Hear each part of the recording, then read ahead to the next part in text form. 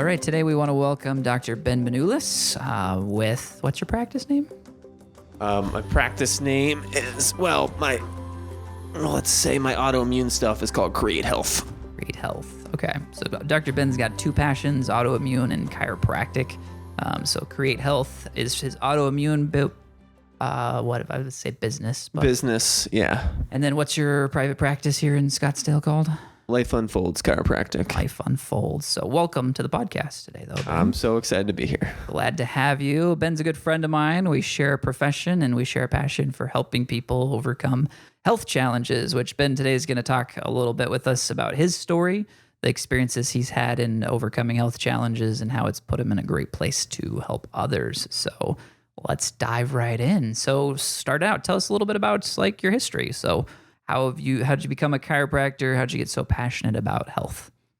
Well, it's a second career for me. I grew up really into math and science fiction, and I was into like Dungeons and Dragons and sci-fi movies. And I remember the first thing, because my parents had put ideas into my head about like, oh, when you grow up, you want to be this or that.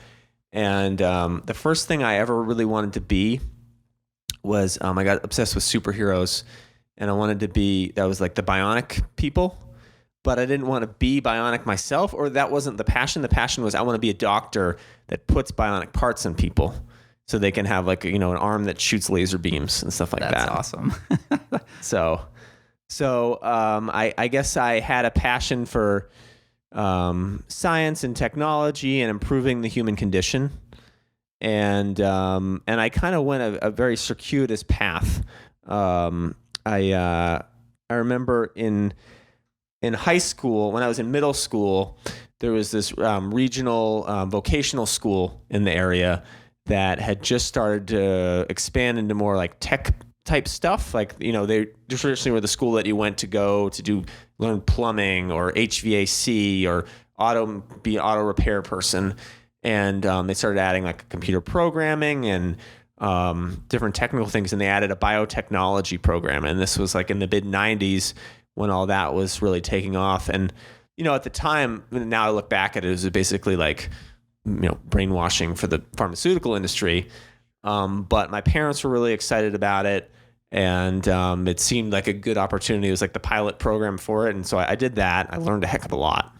About, human biology, biochemistry, physiology, medicine, but really from a very medical pharmaceutical lens. Learned a lot about like DNA and genetics and all that. And kind of got fed up with it by the end of that. And went to college and kind of bounced around in different like science and technology majors and kind of never really knew what I wanted to do. And got a mechanical engineering degree, and then went to work in just like the semiconductor tech space, because it was like, oh, I got a tech degree, I'll go get a tech job. And that movie Office Space came out when I was in college or high school or whatever, and I remember watching it and thinking like, oh, that would be funny if that's what life in the working world was like, working for a tech company. And then, ironically ended up that it was very true to life. It was like painfully accurate. So if you've seen the movie Office Space, that was probably the first 9-10 years of my career. I haven't seen Office Space, but I've seen The Office, the TV show, and working in an office always has those similar dynamics, And before I worked in an office, it felt like it was extreme to watch the show, but then you work in an office and it's like, oh no, this stuff is not that far out-fetched, right? Yeah, and I think The Office did that to some degree. Like it caricaturized it. Office Space was really true to like working at a tech company specifically, because they have all these like computer issues and just like the jargon that they use and how they dressed and how the bosses acted. It was very true to form for like a tech company specifically. Before we keep going, I was thinking about a quote that's stuck in my head for many years. Do you remember when they made a live action G.I. Joe movie? I don't know if you remember this. Vaguely. It was a long time ago, and it wasn't even that good. That's not libel, don't sue me because I said the movie was bad. But like there was a quote in there though. They called them amplifier suits, and the guy's like, "Well, what did they amplify?" And he says, you know, it's like this like deep moment, and it's always kind of stuck in my head, you know, and it's fun to hear your like origin story, if you will, that was your passion, you know. You didn't want to grow up to be Superman, you wanted to grow up to give Superman cool powers and to like amplify, which translates into a health practitioner, right? You want to help people live more than they're currently living, which is it's super cool to see that like passion that started as a teenager, as a kid, kind of continuing on in a very different way than you envisioned back then, but it's still very cool. Yeah, and that's a good point, that it was like all that time I was being groomed to be a healthcare practitioner and I didn't know it. Sure. And because I did not like doctors growing up. Like I always felt like, especially growing up in New England, you know, a lot of them are like just super educated but obnoxious about it and just kind of think they know more than you. It was never a good experience in a doctor's office. Very cold, very sterile. But I just remember like going to college and being like, well, this whole like bionics thing really isn't taking off. Like I was hoping that by the time I got to this age, like that would be like more of a career path that you could like actually go into bionics, but it was still like an emerging technology, and it still is to some degree. Sure. I mean, if it came up now, I wouldn't want to do it. I know enough about improving the human condition without it. I think I can actually do a better job. And I don't really see the necessity of having a laser gun. Right. Maybe a web slinger. I don't know. So. Yeah. Laser gun, not so much, but yeah. Yeah. So, I mean, yeah, definitely. And I feel like I'm giving you the long-winded answer to the question. But I basically worked in tech for 10 years and, you know, jockeyed a spreadsheet, help companies make more money selling microchips. And it was a good job, but a terrible career. Like it paid well, benefits were good, you know, stressful, but not terrible. And, just kind of did my work and went home, and it didn't really follow me home. And, but it was not fulfilling. Not a lot of passion in No spreadsheets, right? No. I mean, like I worked with some cool people, developed some cool technologies. It's fun to succeed in business or see like a product line you work on succeed or see a company you work for succeed. It's fun to make customers happy. You know, I had a customer facing role. I found joy in that, but like there was no passion in the overall, like, what are we doing? We're designing modem chips that go into a TV in Japan. It's like, oh, you know, it's like in Japan, they have a law that every TV has to make a modem. So even though we have a technology we developed in 1996, here in 2012, we still get to sell them. And, you know, so it was like an obsolete technology, but we were like designed in. So it was just like, oh, this is an excuse to print money of like a chip that no one's ever even used, you know? And so, but it was about 2010, started to get sick, started to have health issues. And I'd really been healthy my whole life, even though I didn't really live a healthy lifestyle. I mean, I was into fitness, but as far as like, you know, what I ate, what I consumed, and a lot of my other habits were just very unhealthy. I was, you know, just lived off of junk food. I was like the world's biggest energy drink guzzler. You know, I was never overweight, so I never thought, oh, it was very consequential, right? Sure. And I can remember. Oh, sorry, go ahead. No, I was just gonna say people think you're skinny, therefore you're healthy, right? Yep. Yeah. Mm-hmm. Yeah, and I'm sure you're familiar with that. And so people would be like, oh, well, that's going to catch up with you. Like they'd see me at work, like taking exercise, that's going to catch up with you when you're older, you know? And I think to myself, no, it's not. I got good genes. It's not going to catch up with me. And the ironic thing is that it did catch up with me, but not in the way that anybody ever anticipated. Sure. Like I never got fat, you know? I got very chronically ill, like I would have traded that to be fat. Like being fat would have been probably not as bad of a fate. But I got very sick where I was just chronically inflamed. My muscles hurt all the time. My digestion was horrible. I had all these like skin issues, rashes on my hands. I had really bad fatigue where I was like constantly energy drink, and not just tired all the time. Weren't you falling asleep at work and things like that? I wouldn't fall asleep at work, but I'd be so brain fogged and fatigued. I'd just be like lying there like, whoa, I don't want to do any work. Or like, I just want to zone out and watch YouTube videos.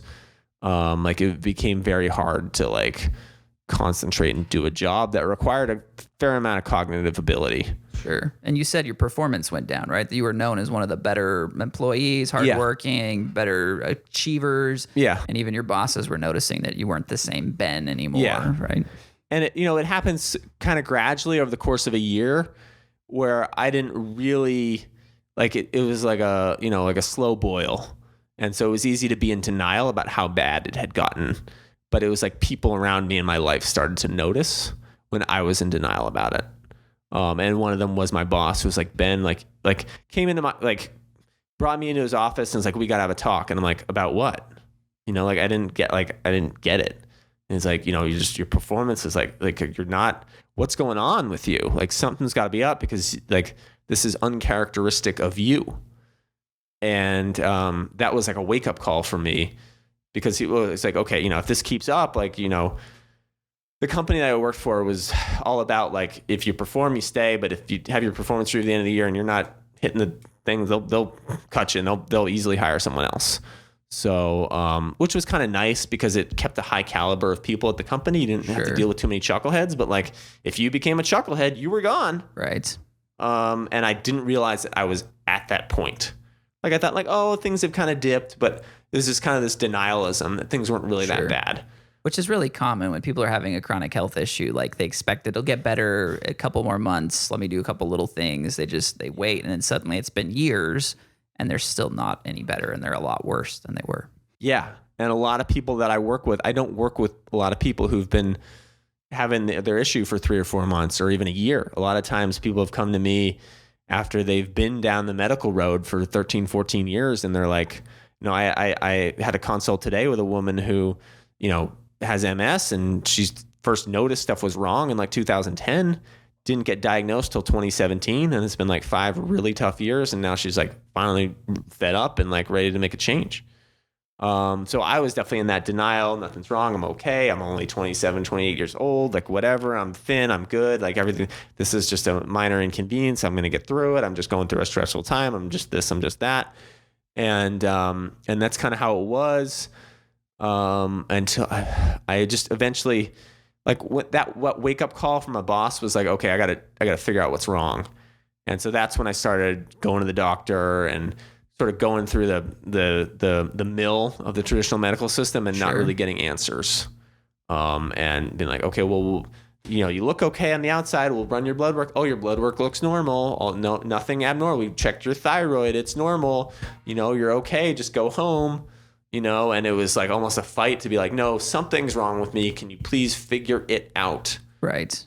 And learning to have to advocate for myself, because I really was, having gone through that whole biotech program and really believing in, science, quote unquote, medicine. Sure. The authority is going to know the answer. Yeah, exactly. So it was like, how is this not working? Like, how are they not figuring it out? Like, this is just, I must be some weird exception, because I'm sure they fix everybody else. Like I really had this expectation that I'm going to go there, I'm going to tell them what's wrong, and they'll be like, oh, take this medicine and then you will be cured.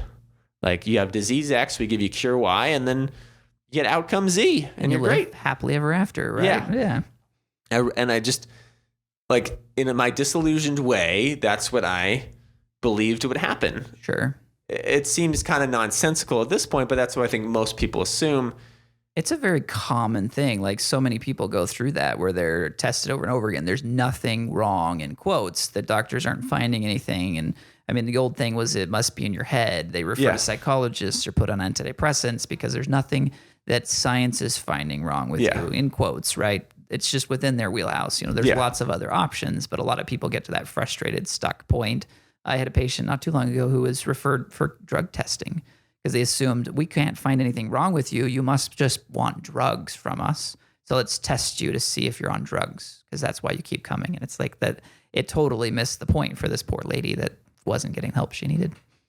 Yeah, it's like to them, the way, this is probably a tangent, but like the way medical school is taught, people are basically taught to like memorize all this information. Sure. And so they come out thinking, well, I know everything that's in the textbook. So I memorized it. So if it's not in there, it must literally not exist. And if it doesn't fit the context of what I know, you are crazy, because I know everything. Right. Which is they're well-meaning, they want to serve people, do no harm, but they don't know what they don't know, right? And there's a lot of patients that are in that. There's a lot of people they help in all the things they did memorize, lots of things they're able to help and solve. But once it's outside of that context, I always tell people that if doctors could learn to say 3 words, they'd be a lot better. And that's, I don't know. Yeah. They don't say that. They just say, there's nothing wrong with you, Most which is don't different, say that. Right. Right. We're generalizing here, of course, but yeah. And have I thought I know stuff when I didn't? Yeah. Sure. Have I told a lot of people I can't help you? You need to see this person, or I don't even know who can help you. I've had to have that conversation. It sucks. Sure. But people appreciate the honesty. Absolutely.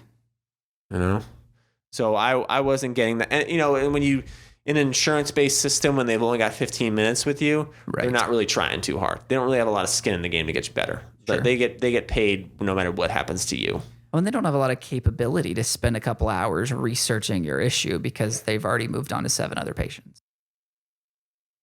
So that was an eye-opening experience, and basically, in the beginning kind of played along, but I quickly lost my patience, surprisingly, because it was just like, I'm not getting the help I need. And this is getting like, I could lose my job. Right. All these other things in my life are going really south, and like, this needs to be solved now. I don't need to be sent to, like, I can't tolerate being sent to another specialist who's going to kick the can down the road. Sure. I got frustrated, which I'm normally not like an angry person. And I'm usually a patient person, and I'm usually like a forgiving person, but I like got fed up pretty quick with a system that I had a lot of faith in. Sure. And so it was a wake up call for me. It was like, these people are not going to help you. And I really just thought I had something, like, I didn't think like, oh, this is a thing that happens to people. I thought I was the only one who couldn't be helped. Like one of those rare cases. Now I come to find out that it's way more common. Absolutely.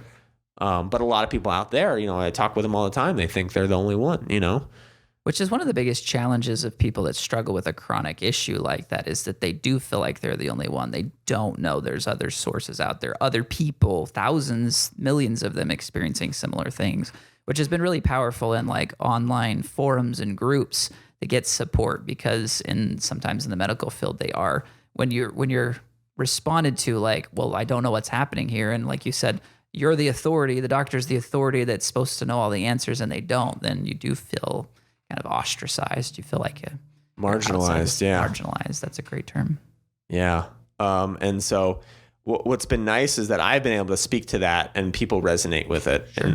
And when people jump on a consult call with me, I'll ask them like, why me? And they're like, well, because you understand what I'm going through. You've been through it yourself. Like the things you said spoke to me. I thought I was the only one dealing with that, so it's been really powerful to be able to like transcend that and turn that wound into a gift, Absolutely. And it's like, so I see like getting sick now, and this whole experience that I went through was like, there was a purpose to it, and like I was able to make something amazing out of it, which is pretty awesome because not everybody does. Right. And so basically I kind of like,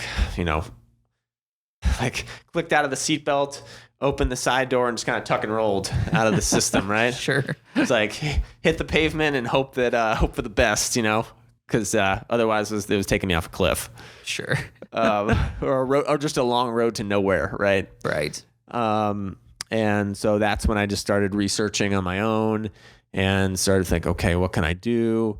And it was like, well, changing my diet. I read, if you have inflammation problems, if you eat healthier, it goes away. I was like, not doing that. Sure. Like last resort, I'll do that. But like, Sure. Let's find something else first. Like, obviously, there's got to be an easy out, right? There's got to be the magic pill, right? There's some medication, or there's some herb that grows in the Amazon that's going to cure me. Sure. And then the problem is solved. And so it was this very quid pro quo model that just medicine just ingrains in you that there's disease X and there's cure Y. Well, it even extends outside of medicine. A lot of natural practitioners are really just using natural methods to treat diseases the exact same way medical doctors. Oh, you have a headache, take this natural headache here. Yes. Instead of, why do you have a headache? Why do you have headaches every single day? Trying to find the root cause.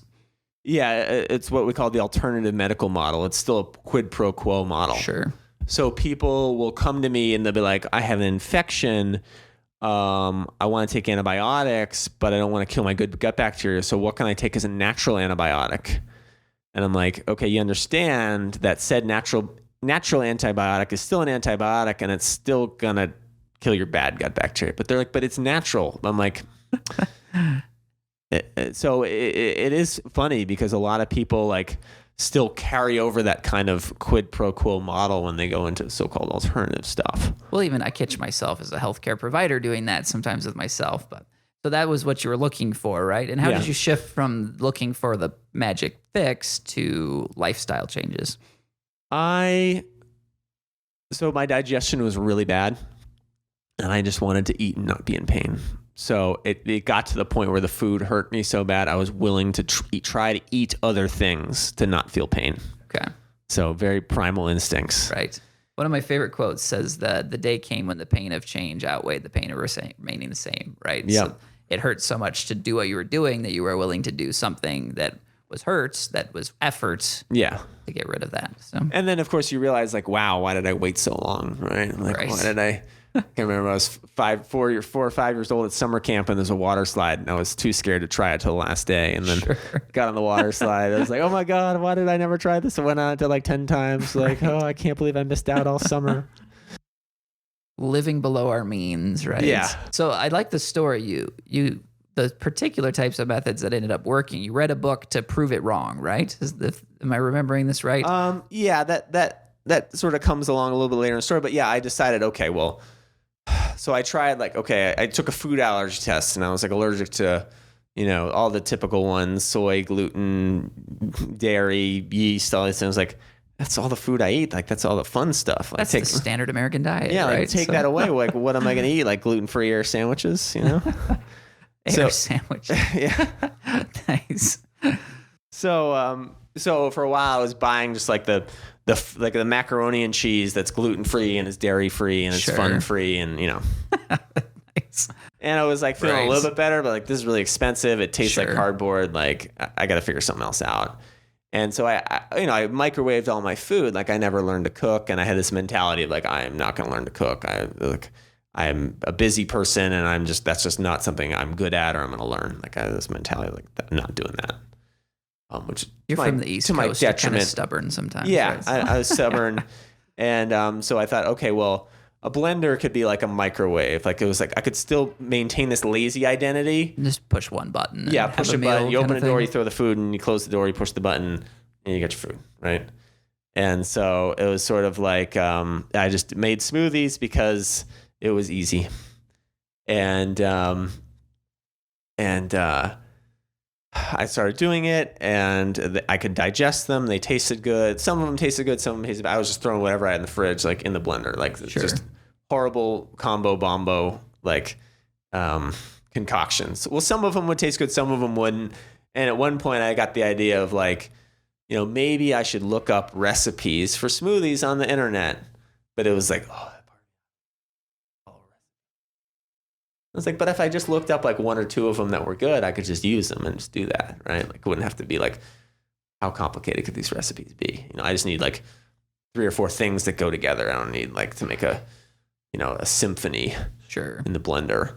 And so I came across, I searched smoothie recipes, and that just took me down a huge rabbit hole of all these people talking about, making smoothies and talking about health and healing disease and all this stuff. I just wanted to eat stuff that wouldn't upset my stomach. I did not see all my symptoms as like a connected, like holistic problem. Sure. I was just like, I just want to, like, the digestion is just the worst thing. Like, just, I just want to address that. Like, I can live with everything else. Which is kind of a human instinct. I see that a lot with patients. They're like, I can live with all these problems, but this is the one that's stopping me from living life. Yeah. And if you can fix this one, then I'll be fine. And so I had no context that they were all related, but I followed this one guy, Dan McDonald, he was this hippie dude living out of an RV in the woods at the time. Okay. Now he like lives in Hawaii. He's like, very internet famous and just, is that the guy that traveled the country making smoothies and stuff? And probably did that for a while. Yeah. He's done a lot of things. Very interesting character. And at the time I found him, I was like, okay, it was almost like comedy to watch. Oh, this guy is just some stupid hippie. Like, the recipes are good, but he says all this crazy stuff and I don't believe any of it. But it's like, it's almost entertaining to like mock him and watch him. And the more I watched him, the more the stuff he said started making sense. Sure. And he'd talk about people like curing cancer, eating raw foods. And I was like, oh my God, dude, there's no cure for cancer. Like, give me a break. But the things he said started making sense. And I went from like laughing at him to be like, and like feeling better and be like, maybe this guy's onto something. Like, I'm the engineer. I'm the smart guy. I went to an Ivy League school. This guy doesn't know anything, but like I'm doing what he says, and what he says will happen is happening. So maybe he's right about something. Like I'm going to humble myself here. Like it took months to like humble myself and be like, I'm learning stuff from this guy. Like this guy is actually improving my life. From mocking him, right? There was some attraction to like, I didn't want to believe what he said was making sense. I wanted to resist it. But once I had the experience of it all, of like just seeing firsthand how he was right, I was like, guy's on to something. And it's really challenging. That's a big shift. Like we underplay that a little bit. It's a big shift to like shift the entire way you've looked at health and medicine, or the way you were raised, the way your parents were raised, and to shift that to a different viewpoint is hard. That's why people resist it a lot. That's why we like put down. I remember even as I was in chiropractic school, there were several things I said. I'm never going to be a crazy chiropractor who X, Yeah. And there was lots of things after that sentence, because there's a lot of chiropractors that do things that are outside the box and different. And I do a lot of those, like the more I opened my mind up and saw and learned why they did those, tried them myself, I've seen value in them. So it's kind of interesting how we do that. We try to, because we don't want to make a big change, we're like letting go of our, what do they call those? Our dogmas, our viewpoints is hard. What do they call it? Change. There's a phrase for it. I'll remember it after we're done with podcast today, but pivot, a shift, those are challenging, and we resist them by mocking the other person or by trying to rationalize why our viewpoint's better. So it takes a while for that to shift. And one of the best ways is to try it and get results, right? Yeah. Like there's no substitute for firsthand experience. And coming from that, like a lot of the things that I do now are things that when they first appeared to me, I was like, oh my God, that's terrible. And then I remember like there was this guy, Doug Graham, he was a chiropractor in the UK, and he was saying like fruit should be the primary staple of the diet. And he's like, I have a book that explains it all. And I'm going to read your book and disprove it and disagree with everything in it and figure out why you're wrong. And then I read the book and I was like, mind blown. Everything he says makes sense. I've read his sources. It all adds up. Like, how is this possible? And started really following his program, and then like really saw results. So that was kind of the jumping off point. And through all of that, like as my health shifted, like a lot of other things in my life shifted, because I stopped drinking and I stopped hanging out with people that were doing like all these unhealthy habits I was engaged in, as far as like just eating poorly, staying up late, drinking, stuff like that. I couldn't hang anymore. It's just like, I need to focus on my health. I'm feeling better. Like, you guys don't understand what I'm going through. And I kind of went into hermit mode. And with all of that and like hitting 30 years old, like really reevaluating what I was doing with my life. Because the other thing that was going on is like when I was eating healthier, I wasn't drinking. There was no more like numbing my emotions and my negative feelings and thoughts with food. It was like I had to face all the stuff in my life that I'd been like not dealing with. And that was tough. That was probably harder than eating. Like it was like, right. Yeah. Which is a lot of Americans. The standard American diet is numbing on purpose. We use food, we use alcohol, we use other, drugs, methods to numb that emotional state, especially as guys. Like we're not emotional. We got tough guys do this. And it is a protective mechanism. So it's interesting that all kind of came up as you were not doing those things anymore. Yeah. I was forced to reevaluate what I was doing with my life and admit that I was not happy in a lot of aspects of it. And one of them was career. It was like, okay, I'm 30 and I'm looking at people who are 50 and they're miserable here.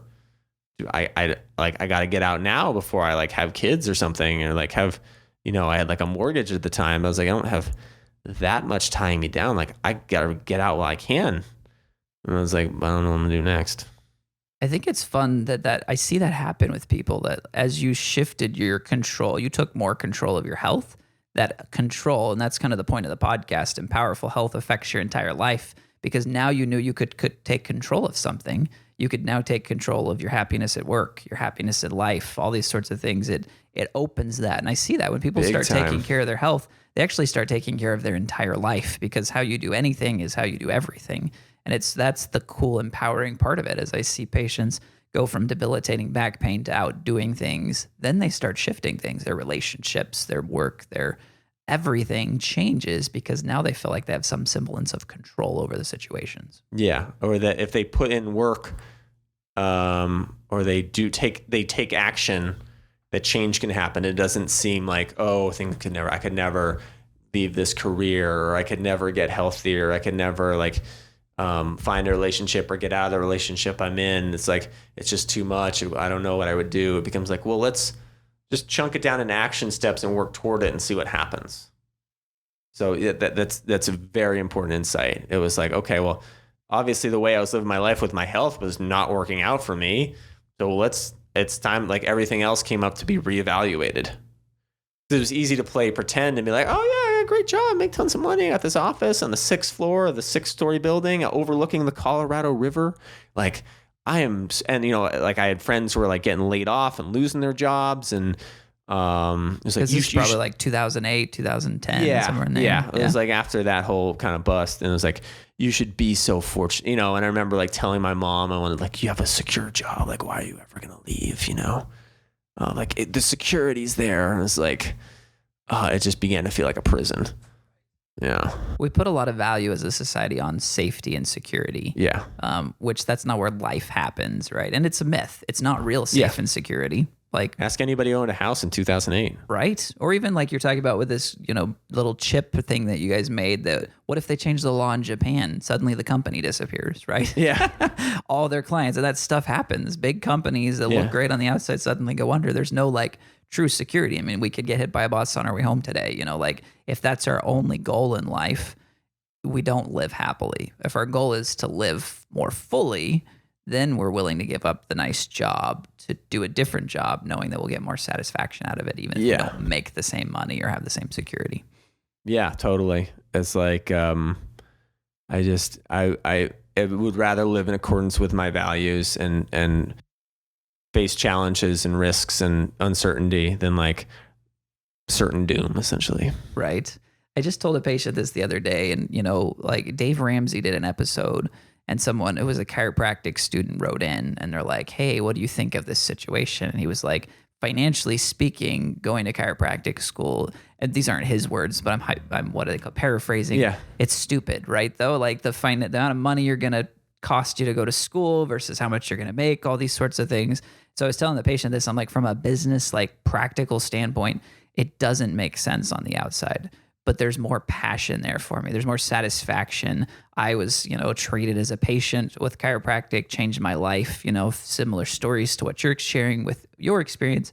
That passion is worth more to me than making millions of dollars, And so it changed the focus and makes it a lot easier to be a chiropractor than if I was just strictly looking at it from the bottom dollar, which I think is what's so cool about a lot of holistic alternative healthcare providers is they're really not in it just for finances. They're in it for passion. And I know some doctors start that way, but a lot of doctors don't. Like they get attracted to the lifestyle. I've even seen chiropractors. I met a guy and he's like, yeah, I shadowed a chiropractor when I was in college and I just loved it. He saw some patients in the morning, and then at lunch he went to the gym and he ate lunch and he saw a few more patients, and then he went home at 4, and that lifestyle was great.